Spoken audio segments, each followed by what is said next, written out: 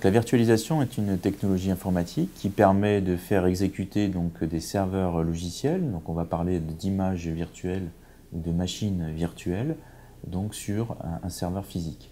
Donc ce qui est intéressant dans le concept, c'est qu'on peut faire s'exécuter donc, plusieurs serveurs logiciels sur un même serveur physique.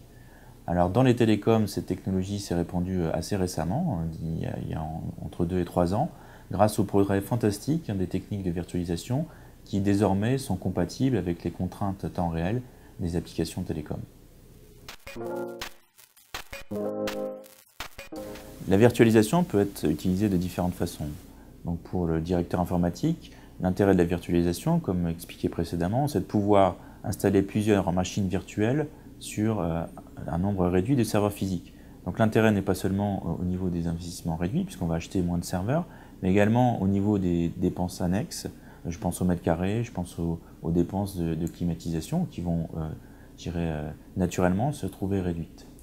Un autre intérêt de la virtualisation, c'est de pouvoir faire s'exécuter différentes applications sur différents operating systems, donc une application sous Windows, une sur Linux par exemple, et ça sur un même serveur physique.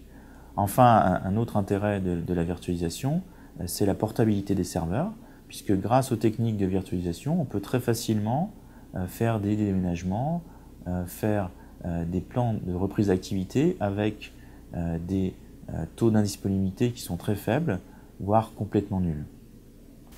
Alors un autre intérêt au niveau des utilisateurs, là, c'est de pouvoir partitionner son ordinateur entre par exemple une application professionnelle, un environnement professionnel et un environnement privé.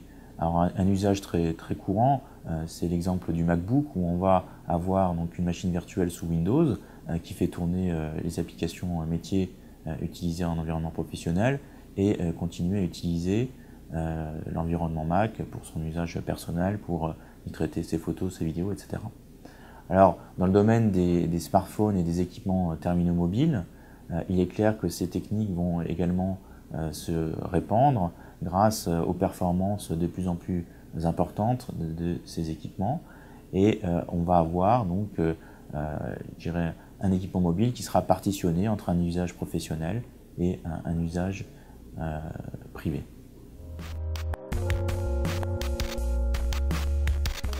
Alors Astra propose d'aborder la virtualisation de deux façons.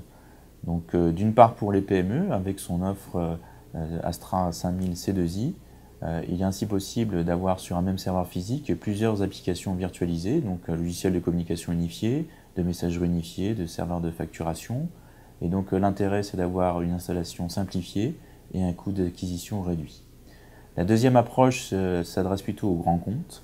Et là l'idée c'est de virtualiser les applications de communication unifiée comme n'importe quelle application du système d'information. Et donc là, on va pouvoir déployer dans des data centers, les applications de communication unifiée. Alors c'est particulièrement intéressant pour les entreprises qui doivent se conformer par exemple à la législation Sarbanes-Oxley avec des contraintes de plan de reprise d'activité, puisque donc on va vraiment s'inscrire dans la politique IT de l'entreprise.